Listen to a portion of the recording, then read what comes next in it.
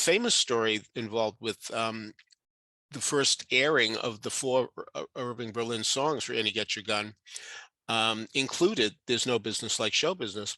But Irving noticed that Richard Rodgers, the co-producer, mind you, was scowling.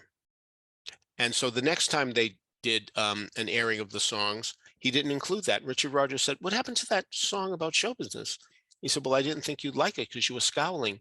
And Rodgers said, "No, I wasn't scowling because I didn't like it. I was scowling because thinking, where should this go in the show? Should it be early? Should it be late? Should it be the opening number? That type of thing."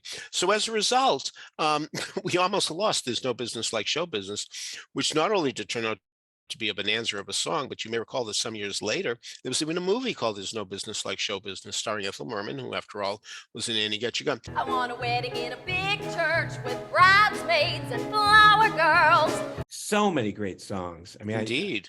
Are there any other shows that you would say have that many hits? No, not remotely. Almost every song in Annie Get Your Gun is well known. While the songs have faded a little because of the change in popular music, still Annie Get Your Gun has to be in first place. I guess second place may very well go to Hair. A very different show. I think that may be in second place. So that was the day, the time of in musical theater history when indeed reprises were considered very valuable to remind people of what they heard in the first act so that they would go out and buy the sheet music or the recording of the show. Sheet music was still an issue back in the 40s. People still had pianos in their parlors and they still played the songs when they got home after buying the sheet music right around the corner from the Imperial Theater where it was playing. And that was a big deal.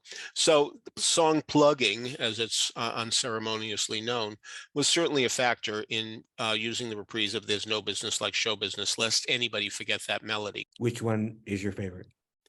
Oh, Doing What Comes Naturally is one, but ironically enough, in the Broadway play Mary Mary, somebody is having tax troubles and he says, "It's a free country."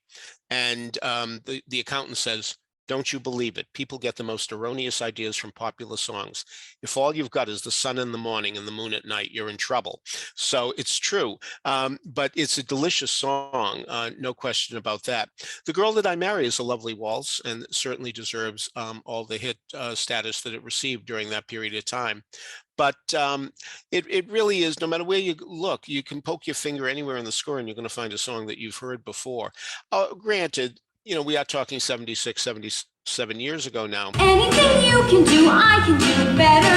I can't do anything better than you. No, you can't. Yes, I can. No, you can't. Yes, I can. No, you can't. Yes, I can. Yes, I can. Why don't we have more great Berlin scores that have been that successful?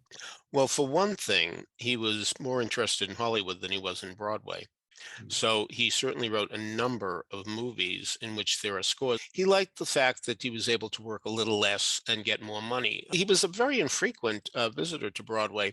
I mean, Louisiana Purchase was in 1940 and then came 1946 for Annie Get Your Gun. That's a 6-year wait. The point was Rodgers and Hammerstein, ironically enough, were producing, and you would think that they might say, "All right, then we'll do it." But they didn't. They suggested Irving Berlin, and this was a big thing for Dorothy Fields because don't forget she was going to write the lyrics, which means another 2%. And she was now going to be relegated to just writing the book with her brother. So she was going to lose a substantial amount of money if this really came to pass.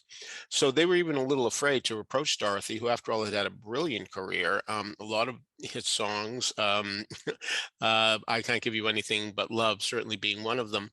But many, many more. And she was, and the fact that she was a woman too made her very distinctive because there were very few women working at that time in this field. So they were very reluctant to even approach her and say, "Listen, Irving Berlin says he's interested, but what do you think?" And she said, "Okay." And that was pretty amazing. Peter Felicia's Broadway appears in every issue of the Broadway Maven's Weekly Blast.